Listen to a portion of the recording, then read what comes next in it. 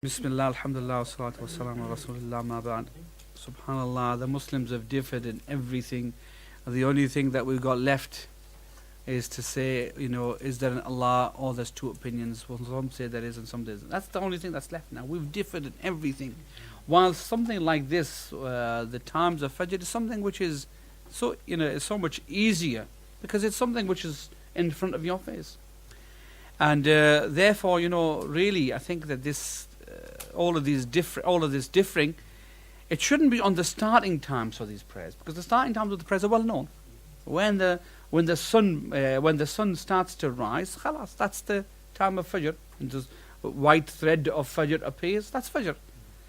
And we might differ on now what time the JMAH is going to be. So here it might be 10 minutes past. Somewhere else it might be 15 minutes past.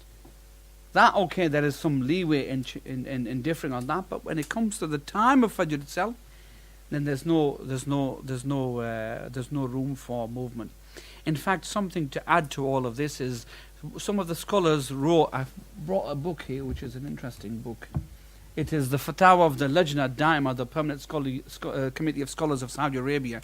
And I looked at these issues because when I give you an opinion, I'm going to not give you my opinion, but I'm going to give you their opinion, because then I can say to you, well, this is not my opinion. This is the opinion of major scholars of our time. And not one scholar, but a group of scholars.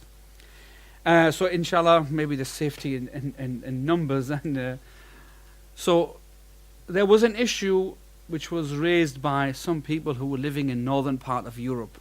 So maybe a bit more northern than us. And they were saying that their day of Ramadan, the fast time was almost 21 hours. So we're fasting, maybe 18 hours? Something like that? Yeah, about 18 hours. Their fasting was 21 hours. So they asked the Lajna that we're fasting 21 hours. The day is so long that we are finding it difficult. So is there any dispensation, any ease for us? And their answer was very simple, that any Muslim really should be able to give, but of course these are scholars, their answer amounts to something. And that is that if there is a clear Fajr time and there is a clear Maghrib time, then there's no course of action except to rely on these times. So even if the day is 21 hours, you have to fast that time. Yarhamkallah. So go on now to where we left off, and that is, we were talking about the merits of Ramadan. So one of the merits of Ramadan, as we mentioned, was the Quran was revealed in the month of Ramadan. Shahru Ramadan alladhi unzila fihi al-Quran. The month of Ramadan in which the Quran was revealed. So that's one of the merits of Ramadan. Another merit of Ramadan is that in it is the night of Qadr. The night of Qadr is as the Quran mentions, Laylatul Qadri khayrun min alf shahr. One night which is better than 1,000 months. Some of the scholars, when they added up what 1,000 months would amount to, 83 years, a lifetime of worship. So a person should make use in the last 10 days when the night of Qadr, the Prophet told us the night of Qadr is in these nights. We should really make an effort to try and search for these nights. Inshallah, if we get the opportunity, as we said, we'll talk about the issue of i'tikaf, and maybe we can discuss this issue of the night of Qadr. The gates of paradise opened and the gates of hell are closed, and the devils are put in chains. There's a hadith the Prophet said, إِذَا دَخَلَ رَمَضَانَ فُتِحَتْ أَبْوَابُ الْجَنَّةِ وَغُلِّقَتْ أَبْوَابُ جَهَنَّمَ وَسُلْسِلَتِ الشَّيَاطِينَ. There are other narrations, وَصُفِّدَتِ الشَّيَاطِينَ or مَرَدَتِ الْجِنِّ. When Ramadan begins, the gates of paradise are opened and the gates of hellfire are closed, and the devils are put in chains. What does it mean the devils are put in chains? This one part of the hadith which may be not so clear. Yeah, what do you think?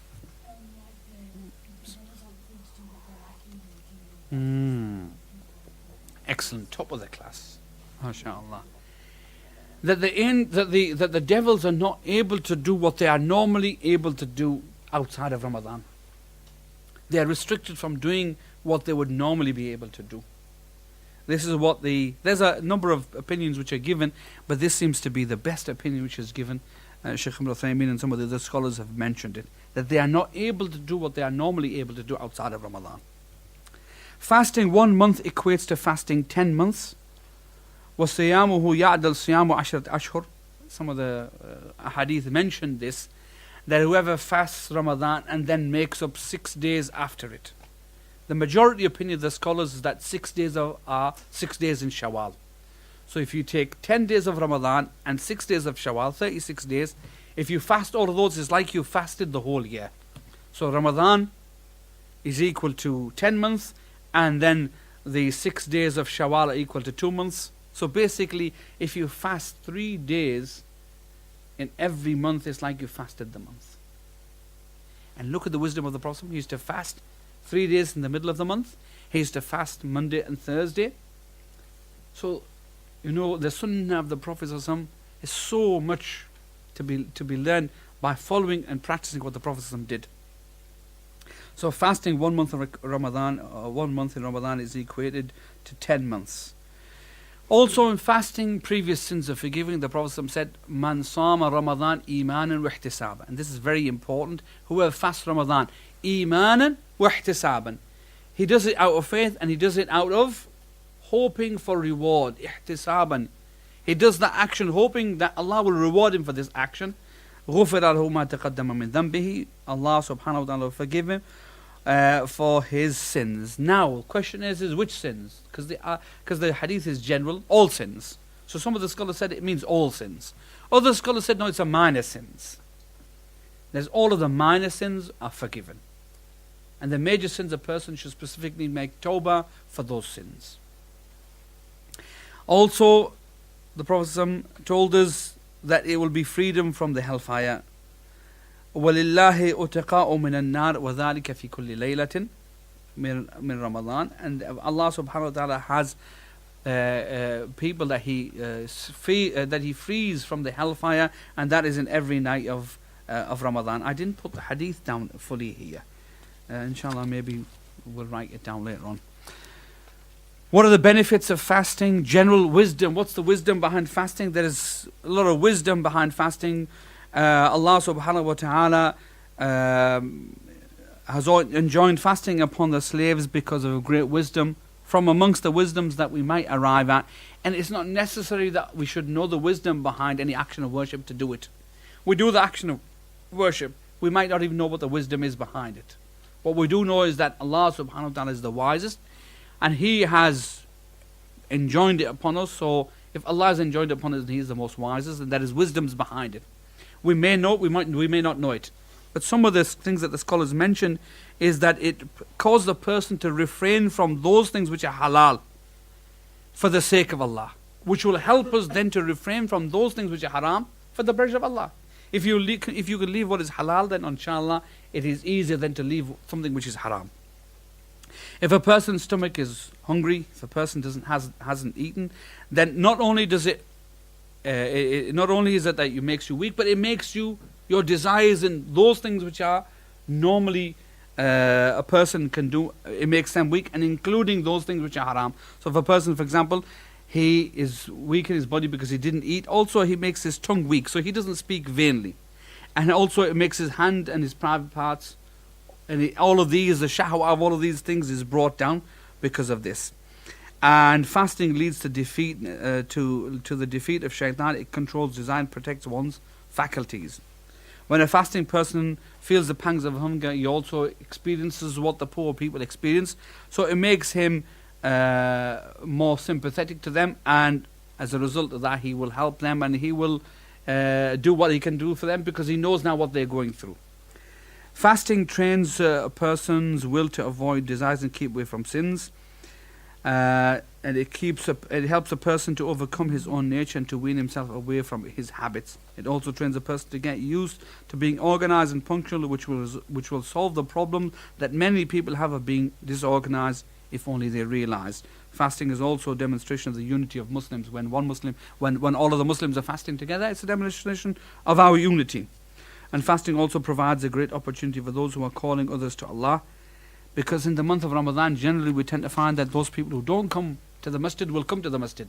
So it's an opportunity to give them da'wah. So we should be gentle, and we should be kind, and we should accommodate them, and take this as an opportunity to bring them and to realize the beauty of Islam and to, inshallah, start practicing and coming to the masjid more often. Very quickly, history of fasting. Ibn al-Qayyim says that the fasting of Ramadan was levied upon the believers in the second year of Hijrah. So you notice that for 13 years the Prophet lived in Mecca. There was no obligation of fasting. And then the Prophet only in the second year of the Hijrah, fasting was levied, and the Prophet died having only fasted 9 Ramadans. This is talking about the fasting of Ramadan. So the Prophet in his life performed how many Ramadans? 9 Ramadans. The fasting, as Allah subhanahu wa ta'ala's wisdom dictated, came in 3 orders. First of all, the fasting of Ashura. So the Muslims were ordered to fast the fast of Ashura, which is the 10th of Muharram. And then, this is based on the hadith of Aisha, كان رسول الله صلى الله عليه وسلم أمر بصيام يوم عاشوراء فلما فرض رمضان كان من شاء صام ومن شاء أفطر, as Ibn Bukhari narrated, based on the hadith of the mother of the believers, Aisha, Allah's Messenger prescribed fasting the day of Ashura. But when Ramadan was levied, whoever wanted to fast it, Ashura fasted, and whoever wanted to leave it, left it. So basically, first fast was Ashura. Then after Ashura, then Allah subhanahu wa ta'ala levied the fast of Ramadan. But Allah tabarak wa ta'ala didn't obligate the believers. And this is why I wanted people to have the Mus'haf handy, because we're going to refer to these ayat quite a lot. So Allah tabarak wa ta'ala told us concerning the fasting, فَمَنْ كَانَ مِنْكُمْ مَرِيضًا أَوْ عَلَى سَفَرٍ فَعِدَّةٌ مِنْ أَيَّامٍ أُخَرَ وَعَلَى الَّذِينَ يُطِيقُونَهُ فِدْيَةٌ طَعَامُ مِسْكِينٍ فَمَنْ تَطَوَّعَ خَيْرًا فَهُوَ خَيْرٌ لَهُ وَأَنْ تَصُومُوا خَيْرٌ لَكُمْ إِن كُنتُمْ تَعْلَمُونَ. The end of this verse, Allah tabarak wa ta'ala says, and upon those who are able to fast with hardship, a ransom as substitute of feeding a poor person each day. And whoever volunteers good, it is better for him. But to fast is best for you if you only knew. So you look at this ayah, the last part of this ayah, وَأَن تَصُومُوا خَيْرٌ لَكُمْ. If you to fast is better for you. So Allah here has given us the choice, to fast Ramadan or not to fast Ramadan. So that was the second stage of fasting. First we just fast Ashura, then Ramadan was levied, but it was a choice. Whoever wanted to fast could fast. Whoever didn't want to fast, all he did was feed the needy, and he didn't have to fast. Then the next ayah came, the next stage of the obligation of fasting. Allah Tabaraka Ta'ala says, شهر رمضان الذي أنزل فيه القرآن هدى للناس وبينات من الهدى والفرقان فمن شهد منكم الشهر فليصم. Allah Tabaraka Ta'ala here ordered us. He said the month of Ramadan is that in which was revealed the Quran, a guidance of the people and clear proofs of guidance and criterion. So whoever cites the crescent of the month, let him fast. فَلْيَصُمْ, order. What do we say an order? How is it interpreted in the Sharia? Wajib. Al-amru taqtadi al-wujub. Qaida in usul fiqh, that an order or a decree is considered to be wujub, wajib. So Allah now, final stage, Allah said, whoever witnesses the month, falyasum. What does it mean, witnesses? It means that he was able to, and he was in his home. Doesn't mean his home and is physically in his home, but means in the area that he normally lives. He's not a traveler. So if he's able to and he's not a traveler, and he witnesses the month, then he has to fast. So that was the obligation. So it came Ashura, then a choice between Ramadan, fasting Ramadan or feeding, and then Allah subhanahu wa ta'ala levied it upon the believers that they should fast. Who is obliged to fast? Who is obliged to fast? What are the criteria for a person to have to fast? First criteria, as we said, those who are believers. We mentioned this earlier. If you were a believer, then you are required to, or the Sharia, what the Sharia has ordered you, you have to do. So if you're not a believer, then you're not required to do these things. Why? Because there is something which is before this, which you're required to do, for those things to be acceptable, and that is to accept faith. So, first thing is that a person who is fasting, for his fasting to be accepted from him, he has to be a believer. Second thing is reaching the age of puberty. So it has to be the age of bulugh. Aqil, Muslimun, Balighun, Aqilun. Baligh, the age of puberty. What is the age of puberty and how is it identified in the Sharia?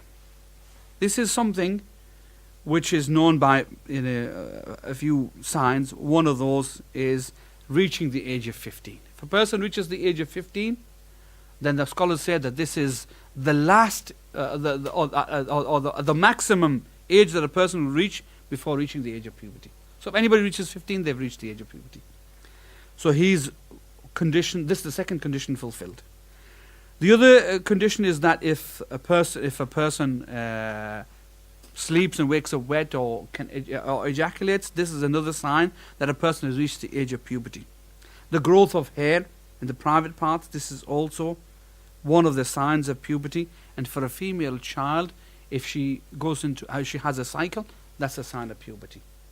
So when a person reaches the age of puberty, then it's required for them to start fasting.